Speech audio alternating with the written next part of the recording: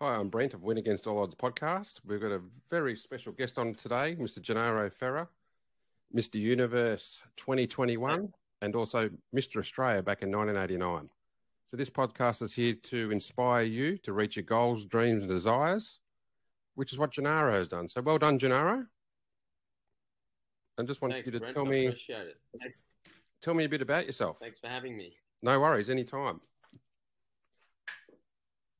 Yeah, well, I live in New York. I've lived here since 97. And during that time, I have been a fitness and nutrition coach. I specialize in like body transformation. So I'm one of the few trainers or bodybuilding coaches, if you like, that actually does that and does that well. I also did some acting while I was here. That helped me with my confidence, with just general social skills. I did quite a bit of modeling. I was featured in quite a few bodybuilding and fitness magazines.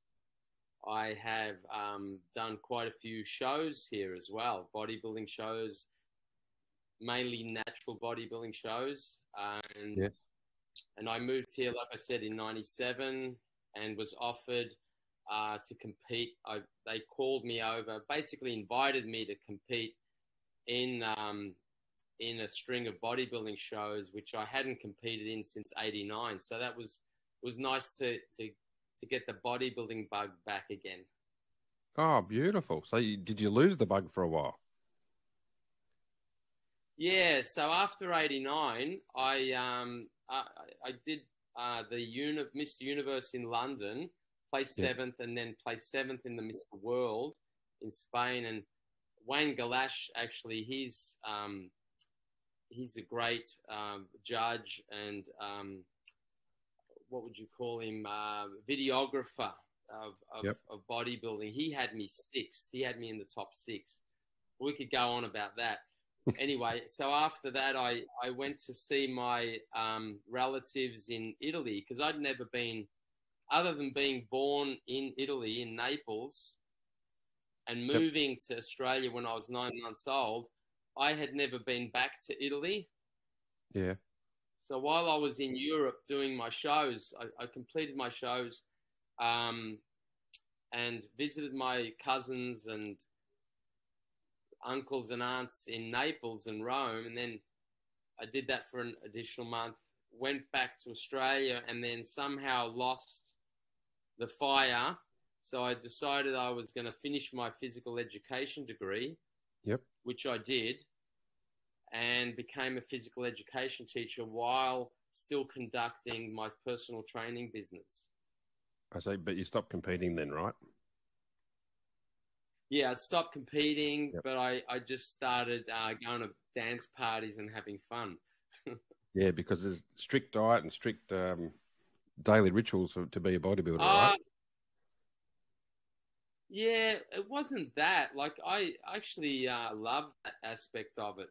I just, at that level, Brent, you have to have, like, a fire in you like no other. Like, I was basically a professional bodybuilder. Yes. The way I conducted my life, the way I worked minimally. I basically just lived and breathed bodybuilding. And unless you kind of can maintain that level of professionalism and hunger, well, for me, anyway, it wasn't worth it, And I lost that edge, and I thought, no, I don't want to go in 90%. I need to either, compete again at 100% plus or not at all. No, that makes total sense. I totally understand being a professional golfer. You've got to be prepared. So yeah, exactly. And I haven't played much. I always loved bodybuilding. You always loved? What got you into it? So you're a pro golfer, eh? Yeah, I'm a professional golfer, so I understand exactly what you mean by that. What got me into it? I mean, I was playing sports from like 4 or 5 years old, Melbourne, it's the sporting city of the world. Like, correct. You get thrown into playing cricket, Aussie rules football, soccer, and I loved all that stuff. rounders, table tennis. And then, and my dad was a well-known, world-renowned chef, like master chef. So we were always taught to eat from home. He cooked in some of the best restaurants in Melbourne. And so he indoctrinated that into us, like eat at home, don't bring fish and chips or McDonald's from outside. That stuff's crap. Yep. So we always ate fresh fruits and vegetables from home, and whatever he cooked and whatever we helped him cook, like the roast lambs, the chickens, the fish, the tongue, the bull's balls, all that stuff, all that good stuff. Yum. And so that like the nutrition that we learnt from him, the good whole food nutrition with the sporting background, and slowly the development of the body as we move into puberty and beyond. Yep. I started to look at my body, and I started to look at my two older brothers' bodies who would do pull-ups in the backyard, push-ups. My dad always encouraged us to do lots of calisthenics. Oh, okay. And my older brother, Serge, had a really good V-taper. He had really good muscle definition in his back. Yeah. And that was like, wow, like that, for me, seeing that was very appealing. Hmm. So I had no idea what bodybuilding was. All I knew is that the male physique was at that level, where you have like nice muscle separation, nice muscle fullness, was something that appealed to me. And being a very skinny kid, it was something I didn't have, right? So yeah, I was a skinny kid too. Don't have, and it's something that like when you're skinny and you look at someone who's well built, even in footy, I used to play with guys that had really good, even though no one was doing weights then, of course, under 10, under 12. No, they'd take their tops off and they had like good chest, good arms. Yeah. So, I started doing, working out in the backyard with the springs, with the bull worker, and slowly started to see some changes, Oh, well done. Then we joined Sammy's. Yeah. Yeah. So Serge. After high school. Yes. Yeah, that was my brother Serge. He, two older brothers, and my dad kind of like always encourage us to exercise. And then once I finished my HSC, I went on to study at La Trobe University. Yep. And we heard about a gym in Thornbury. Dennis and I, there was a group of us, Dennis, Gus, a few of the other boys, and we heard about this gym in Thornbury run by a Mr. Universe, junior, two-time junior Mr. Universe, current NABI Mr. Universe. And we thought, well, here's a place that we that was Sammy's gym, Better Body Fitness Centre. Oh, Sammy Ioannidis. Is that what you mean? So that's just down the road. Huh? Yeah, Sammy Ioannidis gym. And that's where I met JD. That's where I met JD in 1985. Okay, John Stefano for the listeners out there. Yeah, John Stefano. Oh, and JD taught us, I was, he even said to me, he goes, you're a bit cocky, a bit full of yourself, when I first entered the gym at 17, 18. Yep. But I was like pretty happy in my own skin, but I also wasn't, I knew that, I had a long way to go to build a decent body, Yeah, yep. JD taught us how to lift, taught us that you need to eat in order to grow, Oh, wow. So John was very inspirational and a really good, was your mentor. And John taught you John everything. really kicked our asses. Yes. Well, I took from John, but I also took from guys that were my age level who had been there's one guy, Mikey Del Tito, who'd already done a teenage bodybuilding show, and he was all about technique. And see, I mean, I learned a lot from John, but I also observed other bodybuilders in the gym, and I learned from another great athlete, Chris Lewis, who was a track and field athlete. Oh, wow. You know, and he taught me that John was a heavy duty guy, you know, heavy, low reps, build mass. And Chris Lewis is more about doing more repetitions. He felt that you could still build size by doing more reps and going light and using very strict form. So, you know, I wanted to experiment with all different types of methodologies and it all worked, you know. Yeah. Well, I guess you use that in your coaching business today with your fitness. Exactly. Since you started. Since you're like 17, 18, I still use those same principles, you know. And we can still go back to what your dad taught you, and just growing up, it just shows you the importance of your parents, doesn't it? Growing up in the right environment, having good role models. I mean, never forget. I mean, even now, I still cook at home. I try not to eat out. I mean, unless, you know, it's a big event or it's a special occasion. Yeah. But I prefer to just cook my food at home and eat. Like just then I had, you know, chicken breast, broccoli, your standard chicken breast and broccoli, you know. Yeah, I've seen Sammy eat that at the gym at Body World. So, sorry. Yeah. Yeah. So, do you have a favourite meal? I've been wanting to ask you that question. What's your favourite meal? Do you have one? Ooh, I like to make. So long as I like all types of food, Brent. I like, you know, salmon. I make salmon burgers. Oh, out of fresh wild salmon. You know, dice it all up, chop it up finely with egg, gluten-free breadcrumbs, herbs and spices.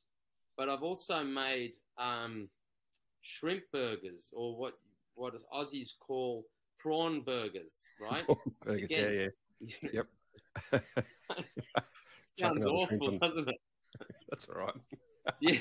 You are an Aussie. Like another shrimp on the burger on the barbie. But just because you get bored, right? You want to. It's the same food in a different form. Yeah. You just got to mix it up a little bit. I like making the standard bolognese, you know, but I use gluten-free pasta instead of wheat pasta. I use brown rice pasta. Oh, perfect. I find it doesn't bloat me as much. It's easy to digest. That's my personal preference. Yep. Look, honestly, I don't really dislike any food so long as it's fresh, it's cooked well, or it could even be raw. I mean, I enjoy eating raw foods. So, yeah. But yeah. Healthy and clean is what you're trying to say, yeah? Yeah, healthy, clean, and functional foods. It works for you. It works for your energy. So now let's get to how did you feel straight after you won Mr. Universe? What sort of emotions came out when you'd achieved that? Go back to the moment. It's a fantastic feeling because it wasn't like, I must say, it wasn't the same feeling I had when I won the 1989 Mr. Australia. That was let's talk about that. Beyond euphoric. Yeah. I was 22, just turned 22. And in both cases, I must say, the Universe 2021 and the Australia 1989, I always come into a show knowing I'm going to win. Like, You know, um, that's the mentality, as you know, as a professional Yeah, golfer. correct. You've got to go in with knowing that you're going to do some damage. Yeah. Yep. So you've already on a high even before you get to the event. You know. Yeah, I know exactly what you're So talking I about. think it all the win starts. The win is the actual journey, but the actual I think you have the most fun when you're at the show. You know, that's where you get to display the end product. You know, what you've worked so hard for over the years, over the months, and you know, look, you never know, right? It's in the judge's hands. No, that's right. But what you do on stage and how you move, you know, particularly with bodybuilding and posing and choreographing your routine, how you move and what you do and how you smile and project could be, you know, the difference between first and second. I always tell that to my clients who I coach. Yeah. I say, go in on fire, you know, go in like knowing you're going to just like obliterate your competition. And that's what I do, you know. Even when I won in 2020, I competed against a guy, he was a professional bodybuilder. He had competed amongst, I won't mention his name because he's weird like that. Okay. But he was, yeah. But I beat him, and he was, you know, numerous time Mr. Universe. Yeah, all right, you're 10 years older than me, but it doesn't matter, right? Like when you're on stage, whether you're 50, 60, or 70, you come to put on a show and you come to be in the best shape of your life. Mm-hmm. You know, so getting back to how I felt, yeah, I mean, it's justified. You know, it's like the win is justification for all the hard work you've done, and it's like it's a great feeling, and it's something you can use in your business and to help your profile, to help your stature in the fitness industry, and attract more clients. Yeah. It gives you cred, does it? Street cred. So it sounds like when you won cred. that one, you felt a bit of relief. Which one, mate? When you won the 1989 Mr. Australia, you felt relief after you'd won it. Oh, it was massive relief. Yeah. Yeah. I must say, and I tell this story a lot, backstage, you know, that's where we all sort of start to get ready. And we strip down, we're in our posing trunks, we start to pump up, we oil up, and then you start to see who your competition is. Yeah. And that's where I knew I'd won. That's where I knew I'd won the show. Right, so you knew you'd won. I always knew I was going. Yeah. You knew you'd won before you won. It was close. Yeah. Yeah, I knew I won backstage. Once I saw the top guys that had won it the year before and the year before that, I saw, you know, who I was up against, and I thought, yes, I'm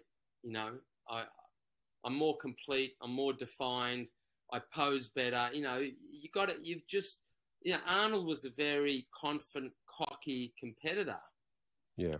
You know, he used to tell himself the same thing. I'm going to eat these guys up. Wow. And that's what I did. But while respecting your athletes, your peers, right? Yeah. You always have to have respect, you know, for your peers. You just go to work and you toughen up on stage, and you do, you know, you put on the show that helps you win, yeah. basically. So basically, it sounds like you knew your outcome to yourself, Did you do any like mentally? Did you do any envisioning that you'd already won on your journey to the stage? Oh, all the time. I mean, I'm constantly, and this is what I try to encourage bodybuilding competitors do more often, because many of them these days aren't doing enough of it. The guys in the 80s that I looked up to, the Sammys, the JDs, the Bob Harrises, the Lee Haneys, they all spent hundreds of hours in front of the mirror, right? Yeah. Like, the mirror is your friend or your worst enemy. So when you look in the mirror and you start to see the body take shape, improve as you know, towards the countdown of the show, then you step away from the mirror and you don't need the mirror anymore, because you've spent that much time working on your routine and checking out your body, that when you're now, at the gym, let's say you're at the gym or you're at home, you don't have mirrors, you can visualize what your body looks like because you've already seen it, you see? Yeah. Did you, I deal a little bit with subconscious mind. Did you, I train a lot of my clients in my life coaching business to envision their outcome. And if you say to yourself at night time, absolutely, you can, like for you, you'd see a picture of you receiving the award for Mr. Australia, Mr. Universe. You'd envision that before you went to bed. Did you do any of that?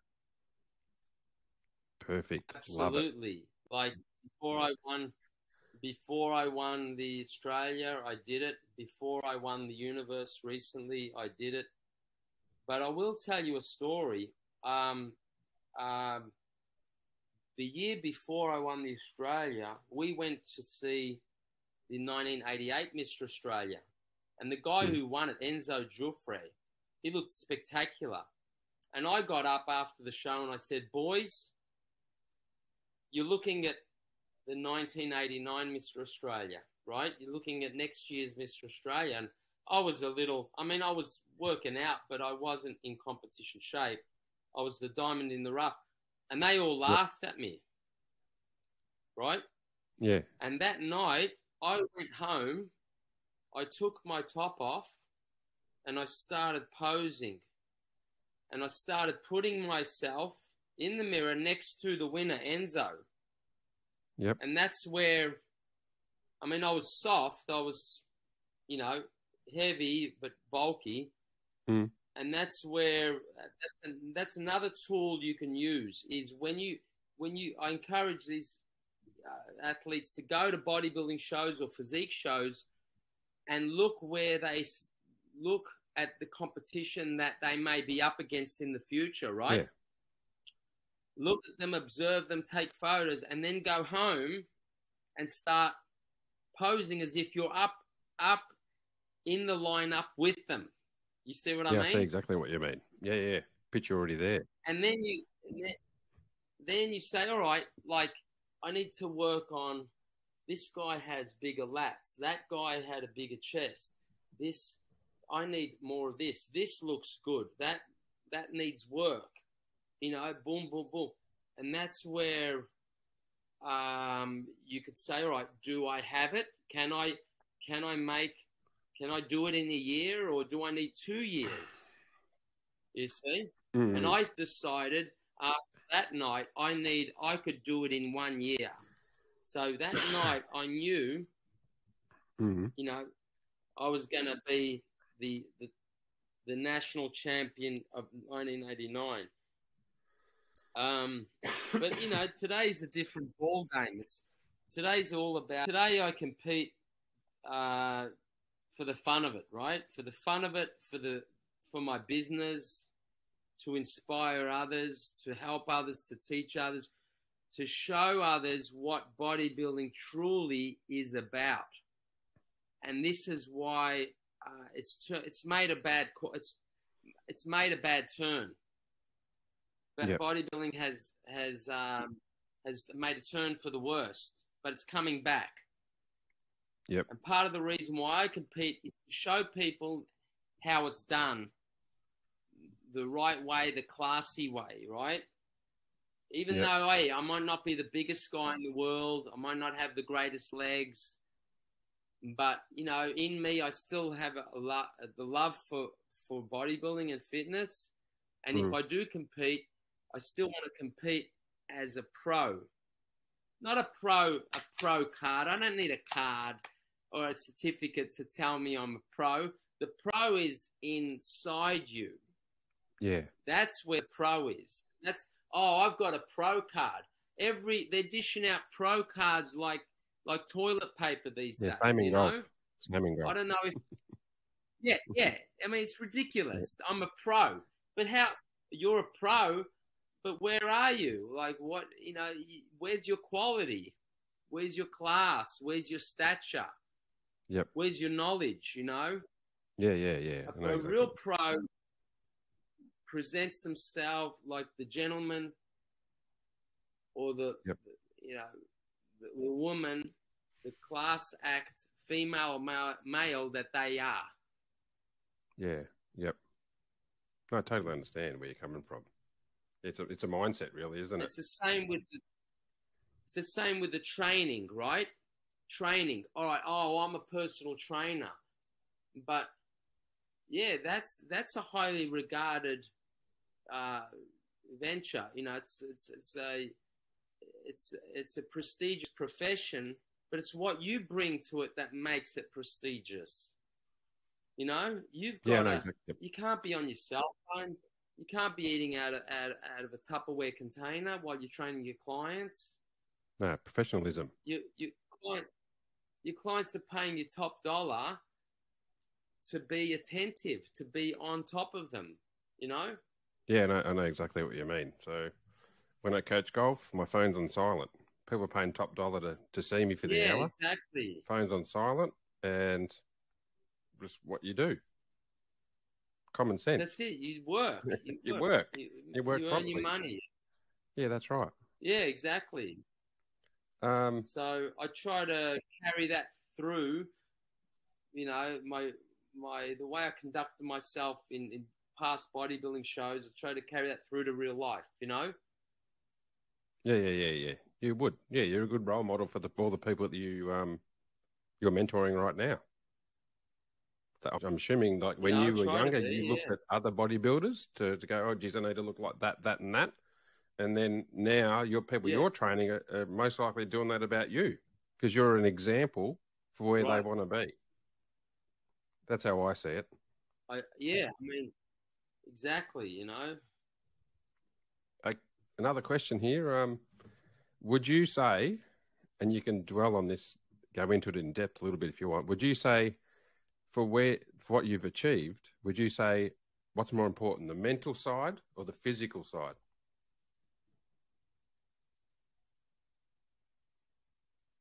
I mean, you have to have I know both, there's both, really, but Brent. Yeah. Sorry?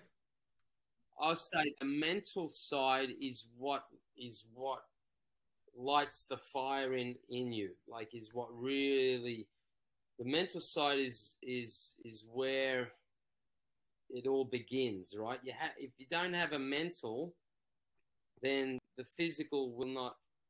You know what I mean? Yeah, I totally agree. Won't flow.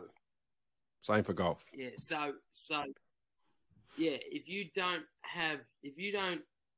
place it in your mind that you want to do something, you have a burning desire to do it mentally, then you know, physically, yeah, you will arrive, but you won't arrive with that same sort of package. No, there won't be any passion there, I don't think, or desire. Yeah, you'll compete. I've seen people compete and say, "Oh, I'm doing it for the experience." No, you're doing it to win.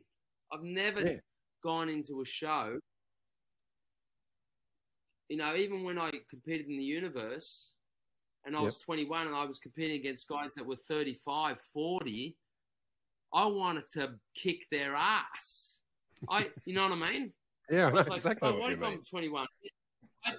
I looked up to some of these guys and I'd seen them in the magazines. But I was standing next to them, but I'm like, let's go. I know my stuff. I've been watching you. I've been practicing, and now I'm on the world stage, and I earned this position just as much as you did, right? Yeah. And I'm, ready to bring it, basically. Yeah, and you brought it. So yeah, no, I totally agree with that. But I must say, I did a show. This is interesting. That was interesting how you brought that up, because there was a show I did in France, and it was stinking hot. And I was representing Australia again. It was in 2015. It was in a place called La Ciotat, France. It was near Marseille, sort of along the French Riviera there. And there were about 36 competitors in my division. Yep. And, there were delays upon delays. Oh, we're going to go on at 11. No, we're going to go on at 2.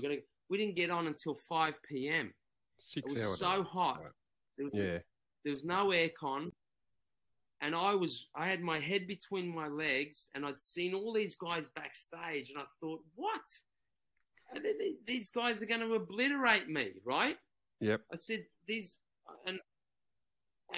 but then every now and then a few people would come up to me and say, wow, you're looking great. And I'm like, me? So I was almost defeating myself, because not only was I tired and what's the word? Suffering from heat exhaustion. Heat exhaustion. Yep. But I was also being psyched out by the physiques I was seeing backstage. I thought, Jesus, how am I going to beat? I'm not even going to make the top 15. Mm-hmm.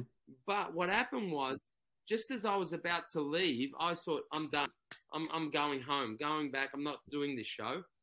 Just as I was about to step away and go back to my hotel room, they said, all right, bodybuilders, I think it was fitness physique division, we're calling you on stage. So I thought, oh my God, mentally, I'm somewhere out. I'm back in Australia. I'm back in the hotel room. I'm already gone. Yeah. So imagine the thought. I was about to step away, and then now they're calling us on stage to. What I did was, I had to kick, almost like a car where you have to kick. What do you call it? Kickstart it. Push start a car. Yeah. Old Yeah. school. It was in like Resi. It was like push starting. I had to push start myself, kick start the motorbike. And all of a sudden, I built up, and then I thought, this is the Gennaro. Be the Gennaro, remember the Gennaro you really are. Exactly, the performer. And I drew on that power, that energy. And I thought, don't be a pussy and get up there and show them your stuff. And I ended up placing in the top 6 out of 36. Well done. So it was a pretty good comeback. So what did you learn about yourself after doing that? You're about to walk out the door, then you motivate yourself mentally to stay and to come 6. So what did you learn about you? I learned that it's possible to come back from a dark place. And I was certainly in a dark place when there are people saying to you, get off your ass and get on that stage. And when there are competitors basically, giving you the hip and shoulder saying, are you going to do this or not? And you have to start opening up and giving the hip and shoulder back. Otherwise, you're going to look like a joke. And I still had that little fire in me that lit up again, that was able to bring it out. But it was a very, I think if I had been maybe in my teens, I would have started sooking and and ran off. No, spit the dummy the Aussie way. Spit it. No, don't worry about it. Yeah. But it took a little bit of maturity. And And then I thought, hang on, there's a reason why I'm here. And I had to keep going back in backstage. I had to, when people were saying to me, geez, you're looking good, you're going to do well. I was like, you're talking shit. But then I thought, hang on, let me go in the toilets and see in the front of the mirror. And I was like, you know what? They're actually right. So I had to get that confirmation back in. And you know, see it. So it sounds like the mirror anchored you back into your training. Yeah, I had to see it in the mirror and said, all right, okay, I see what they're saying. I believe them, and I believe in myself, you know. So mind is unbelievably powerful. No, I agree. You know, you know that. Yeah. Yeah. I've done what's it called, isometric training at the gym for about 4 years, or static training. And yeah, I love it. Like, to do some things, like, took me a couple of weeks, but when I achieved it, the 60-second hold of very heavy weights, I loved it. And for me, I love that training, but not many people do it anymore. Yeah. But yeah, I it's must more say, mental than physical. over the years, I'm doing more isometric training as well. Oh, I love it. Very slow. Pause, reps, holds. Less is more. As you know, you don't need to do as much volume when you're doing isometrics. Oh, it's amazing. We had a program written up by a guy who trained Peter Robertson, the world triathlete champion. He trained with us, an older guy, George, and he wrote the program for us. 4 of us trained together. 2 tennis players, me, the golf pro, and George. And mentally and physically, so improved. But for those of you people who go on diets, I can tell you now that the isometric training was the detox. I dropped so much weight by doing that over about 2 or 3 months. I couldn't believe it. But postural as well. What sort of isometric moves were you doing? What sort of isometric exercises? The program was written, we did about 8 one week and then 8 different the other week, so only once a week for 3 or 4 hours. And it was just like, I just call it isometric, holding a heavy weight or holding your body weight for a certain time. So there's no movement, just holding. I've got the program here. Like, give me an example, right? Give me an example of one of your exercises. And stretching. So an example was maybe the chair sit up on the bars was holding my body weight for up to 60 seconds. Like a chair sit. And that because I'm tall and 6'6" and 110 kilos. That took me quite a while to do, but I did that. Wow. Another one was, we did lots of stretching as well. And another one was lying on your back. A pull-up hold. Yeah, we did pull-up holds as well. Up? Yep. Yeah, did that. Did it hands that way and hands that way as well. Did both ways up to a minute. You could also do a push-up hold, right? A push-up hold, just holding your own body weight. Yeah, you could. Position. Yeah, you could do it. You could do that at home. So we didn't do that, but you could do that. But lying on your back, you've always got spotters, obviously, because the weights are really heavy. But lying on your back with a barbell and holding that. Yeah, just holding a barbell above your chest. Yeah. And it's funny, like I hadn't gone to that gym for about 3 or 4 years, Bodyworld in Melbourne. G'day, Bruce and the boys. And even though the gym moved suburbs, I go in there and people still look at me, oh, I know you're the guys that did the isometric, because we're the only ones that ever done it in that gym that I know of. People still come up and go, yeah, I remember the other gym. So I just love it. Want to do it again. But that was more mental than physical. Actually, when I'm down at a Body World again, I will, and if you're there, I'll show you a few power pose moves, which are basically isometrics. Power pose is an exercise discipline that I created that is just, it comes sprung from classic posing, Tai Chi, and yoga. So you basically, for example, if you do a double bicep pose, right, and you hold it, you see? Yep. Yeah. This is an isometric move.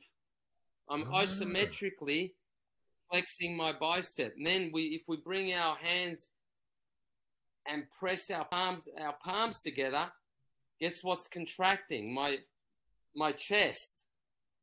right? And then you push it out, and then you bring it back in. Yeah.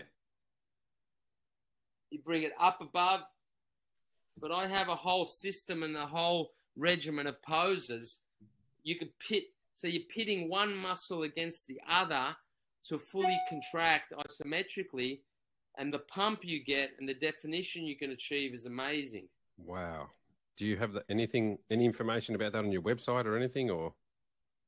Yeah, it's on my website. Yeah, go to Ferra.Fitness/power pose. Okay, we'll put a link in there for listeners in text, so that's fine. For sure. Yeah, I love isometric. You've mentioned a few famous bodybuilders. You got any more that you're friends with, or you've?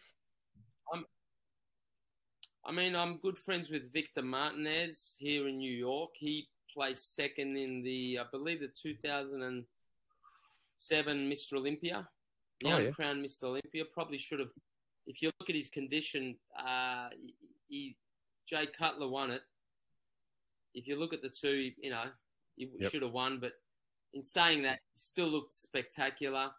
I see Victor occasionally.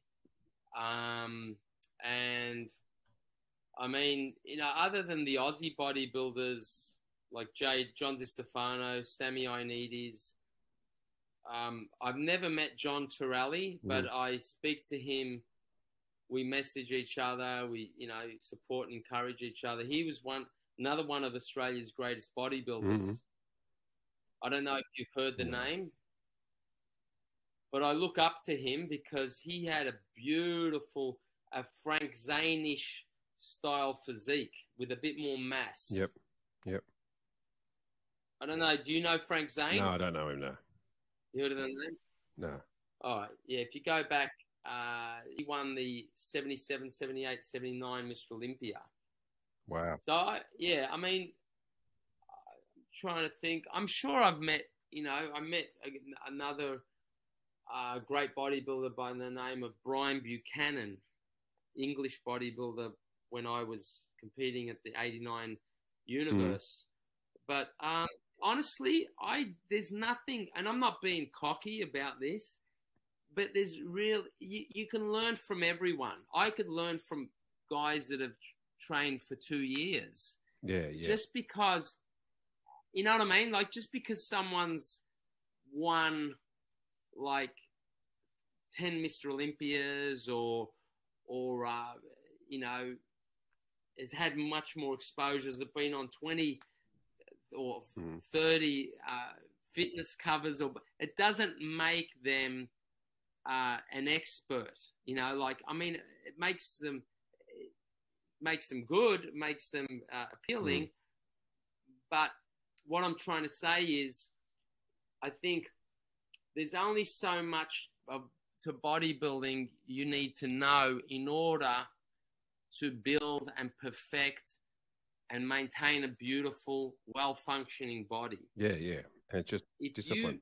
You don't, and this is the mistake a lot of these young guys make. I want to go with this guru or that person has a name, or he's won 3 Mr. Olympias. What have you won?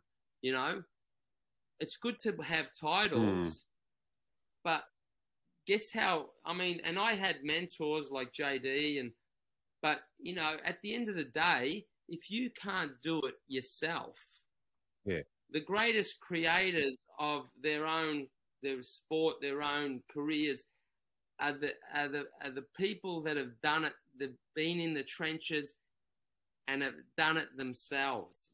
Yeah. And made mistakes along the way. Through trial and error. No one's gonna, you know what I mean? Like, I don't know. It may be different. It may be a little different in acting, or singing. Like, but even you got to have it. Look, there's no doubt about it. You have to have a talent for what you're pursuing, but you have to be willing to do the work yourself. You can't have people babysit you through. This is why we're seeing the quality of things today. Oh, look at Aussie rules football, right? It's not what it used to No, be. it's not as far. I'm not. It's not as much fun to watch. It's not as exciting. It's not as fun. They're handballing it back.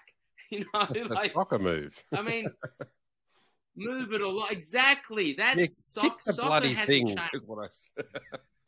Move it up. Take a risk. Yeah. Try to use your noggin. Be creative. Be imaginative. It's Aussie rules. That's what we love. We've grown to love. You know, you don't need a guru coach or a string of managers and coaches to tell you that you have to be strategic about this because we need the win. But guess what?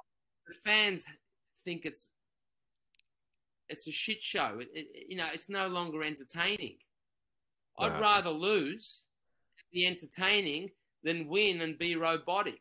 You know? Yeah. Remember at primary school we played keepings off, or footy's like keepings off now. Just don't want them to touch it. It's like no risk. You got to take a risk in life. Yeah. To get anywhere, really. I've taken risks. You've taken risks. And these days everyone wants to go in knowing that they're going to win with certainty, Have the mindset of winning. Doing so, the mindset, but they want the physical, they go for the physical perfection and it becomes boring, right? You even see a lot of these figure fitness, physique competitors, the way they move, it's so it's so technical. It's so technical that it's torturous to watch because it's unimaginative. It has no heart, it has no soul. No heart, I know. Not authentic again. Yeah, I understand. Yeah. So I don't know how we got to that point. No, that's all right. It's just a conversation. So you would get wherever we get to. Now, just to top 3 tips you'd give to someone to perhaps lose weight, get fitter, and I'm just talking about even mums or dads, grandmas or granddads, just every normal day people. So what would be the top 2 or 3 tips you'd say for people to get healthier? Just get fit, lose weight. Lose weight. To get healthier. Yep. I would say, honestly, whatever groceries, whatever foods you have in your pantry, in your fridge, in your house, slowly start to throw them away, give them away, minimize them by just getting rid of them, right? Yep. And then do a mass shopping of unprocessed foods, right? Just say, all right, this weekend, we are going to spend $400-500 on fresh fruits and vegetables, whole meats, fresh fish. You just got to do it. That way you're committing to a different outlook, right? Now you look in your pantry, look in your fridge, and you've got things that are actually going to, help you. Yeah, right? yeah. Feed your body, feed your soul, right? Yeah, no, I understand. I'm not saying you have to totally throw away stuff. You might want to just finish it off, right? Yep. Finish stuff off or wean yourself off it. That's a big one. Just stocking foods in your home that are healthy, that are whole, that contain very little sugar, and that are going to improve your performance and day-to-day health. Yep. Another thing is to walk every day. Like I walk, I still love walking, and I try to walk at least 40 minutes a day. Oh, well done. So a couple of times a week is pretty good for people who don't walk, would you say? 3-4 times a week. And then I would say do perform some sort of strenuous exercise that is high at a higher intensity than walking. And I'm not saying they have to do weight training, but they could do calisthenics, like you were doing, isometrics, some form of strength training 3 times a week. Yep, 3 times a week. Yeah, that's perfect. All right. And Now, then weigh yourself. There's nothing bad about weighing yourself. It's when you become fixated on the scale. That's when it becomes obsessive, you know? Yeah. Because try to aim to lose 2 kilos a month or something like that, you know? Yep. Yeah, just do it slowly, but do it with certainty and with conviction. And envisioning the result. Exactly. Yeah, envision the end result. That's it, yeah. Mm-hmm. Be consistent. You know, that's the number one. Be consistent. consistent. Number one. Yep. Yeah. Now, if you had a magic lamp, and I haven't got it close to me, but if you had a magic lamp to take you back to the past and give you a wish to your younger self, would there actually be anything? Because you've achieved the pinnacle in your sport. I mean, I would have liked to have won, maybe hung in there for a few more years and won the NABBA Mr. Universe.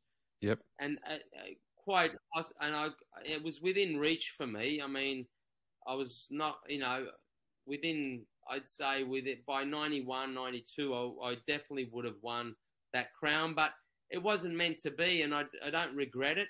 I'm happy I finished my teaching degree.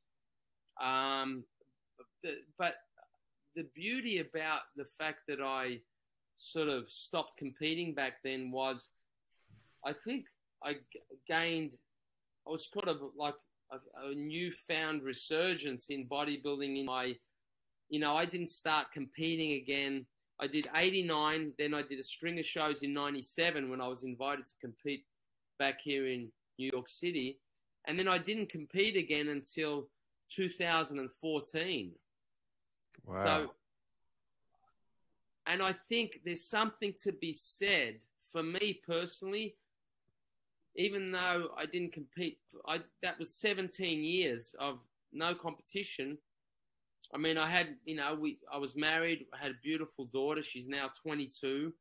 So I was enjoying, being a hubby, being a dad, earning the bread, bringing it home, right? Yeah, that's right. But I still maintained a fit physique, right? A lean body type physique. And I thought, let me have a shot at this again. Someone mentioned to me, they go, "What are you doing? Why aren't you competing?" Some young personal trainer, he goes, "Why are you waiting?" He goes, you look great. You're always flexing in the mirror. Why don't you do it on stage? So I think that was a blessing in a way, that I didn't actually burn myself out in the 80s doing all these shows, and maybe, preserve the body, if you like, preserve my health, and then came good again, in the mid 2015s, and then again, I did 2018, 2020, 21. Yep. So, there's something in me that said, you know what, you still got it. So, do we want to be superstars in our 20s? Do we want to be famous? Yeah, these the things that I wanted? Do I want to be recognized and, all those things? Yeah, but you've also got to think about what works for you at the time and what's good for you and your family, Yeah, that's right. Well, yeah, I understand that. So, totally. So, is there anything else you want to maybe do a flex if you want to? Anything else you want to share with our listeners? Any story? Like I said, I do. In addition to the body transformation courses I offer here in New York City, I also do the online fitness coaching. So that's worldwide. And I do posing coaching as well. I coach. So that's something I'm very passionate about too. I teach people how to pose, how to present themselves on stage. And I also teach the power pose classes that I was talking to you about. Oh, yeah. Yep. Yeah. Perfect. Yeah. So these are things that separate me from a lot of the other trainers. Yep. Is that, and I get a lot of guys coming to me here saying, "How do I start, Gennaro? How do I build a clientele?" And I think, and even for the youngsters in Australia that want to get into personal training, how do you build a clientele? How do you make a start? Well, it's good to have a title, right? It's good to be a competitive athlete, or you don't have to have won a bodybuilding title. You could have won a swimming title. At least something that gives you credence, right? That gives you cred. Yeah, street cred. But also walk, talk, eat those foods, work out daily. So, look like a trainer, be lean, be strong, be healthy, be young. And then talk to people, engage in people, help people. You got to put yourself out there, build yourself a website, advertise. There's so many different avenues of how to market yourself these days. That's right. Brent, so I agree. That's it, and just be passionate. Another thing that's lacking in this industry is not everyone, of course, but I see a lot of people not engaging their clients or their their athletes. Contact. You got to keep on their backs and don't put. I'm not a put down guy. I don't like to put down my clients in order to motivate them. It doesn't work. That's just not my style. No, it doesn't work for me. Might work for some. There's a better way, a classier way, a more effective way, and it's by communicating. Communicating. Yeah, I agree. Teaching and educating and being that role model, and that's it. Yeah, no, I totally understand. There's a like when I first started in my golf coaching business, you don't know whether you're going to make it or not, but there's a quote that I use all the time, and I'll give that to anyone who I'm coaching. But people don't care how much you know; they care how much you care, and that was the thing that I always reminded myself of when I start off in business. So you don't need to have the Mr. Universe title. You don't need to have whatever you think you need. Just get out and do it, because people care how much you care, not how much you know. If you care, you'll get your clients. I mean, other things will happen as well. But that's my quote. That's a great one. Love that.